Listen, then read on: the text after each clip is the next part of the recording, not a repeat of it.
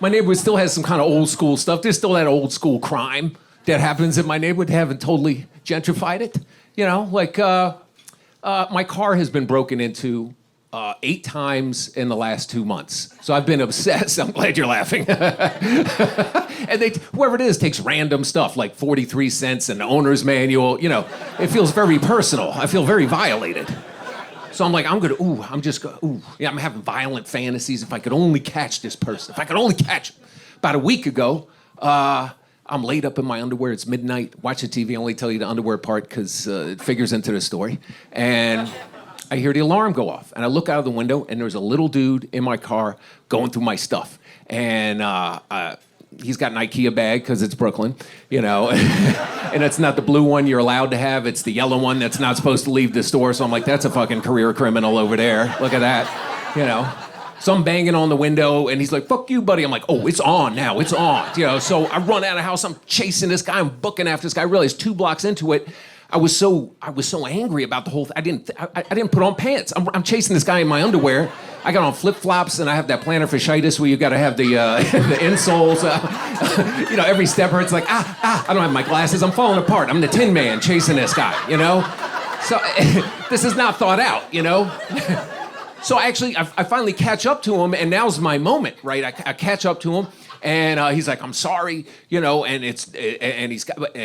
you know, now's my moment to wreak the violence that I've been thinking about. But then I'm thinking about, I'm like, wait a minute, it's midnight. I can't see really what's going on. He's got his arm behind the bag, like he might have something, like I don't know, a box cut or something like that. And, you know, I'm in my underwear. You know, it's just but I'm like, I want it to stop. I have to do something. So I improvise. I just say to him, I said, listen, man, if you ever come to this neighborhood again, I'm going to have to rape you, right? And I don't know where that came from. I don't know where that came from, right? I mean, if you know me, that's how, I mean, as I'm saying, like, You know, because New York is freaky. He could have just been like, you know, bent over and been like, certainly. Now I got to butt fuck this guy by the BQE to prove a point for justice. But anyway. That guy laughed. These jokes for one person at a time. But anyway, you know, it had the desired effect. He was horrified. He took off, right? So I go back to my place. Yeah, I put on pants, shoes, shirt. I go to the precinct. It's 2 blocks away. And I'm like, listen, there was a guy breaking into cars. I pursued him. We had a discussion. And they're like, let's go for a ride. Let's go find this fucking cocksucker over there. And they put out they're very amped up, right? And they put out the APB. There's some guy over there with the, with the fucking IKEA bag running around there breaking their cars. Let's go fucking find it. You know, so I'm driving around.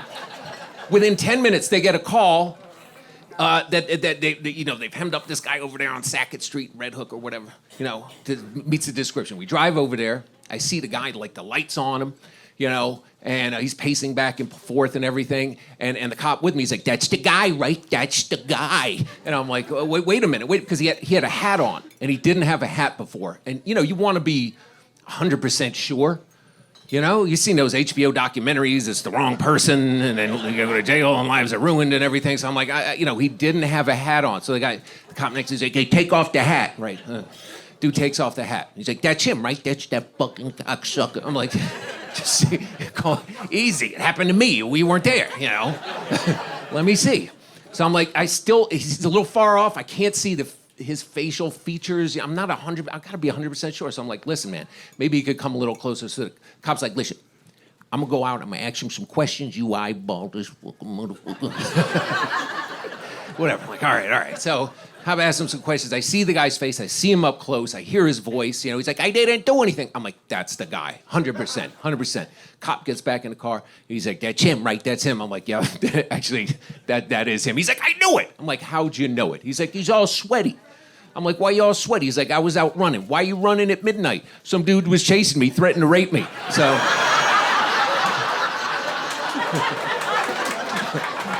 a little wholesome rape story for everybody.